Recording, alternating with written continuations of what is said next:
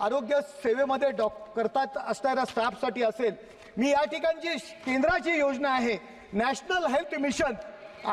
राष्ट्रीय आरोग्य अभियान याच्या अंतर्गत NUHM national urban health mission and NTEP national TB elimination programme या विभागामध्ये काम करणाऱ्या अस्थायी कर्मचारी,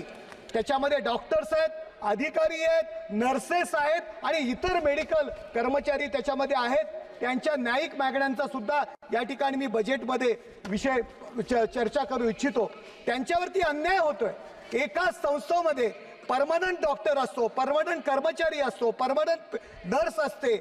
15 ते 18 वर्ष ही माणसं अस्थायी स्वरूपामध्ये काम करतायत। त्यांना पगार किती आहे तर कमीत कमी 15,000 आणि जास्तीत जास्त 35,000 जो पगार जो परमनंट कर्मचाऱ्याच्या डॉक्टरपेक्षा नर्सेसपेक्षा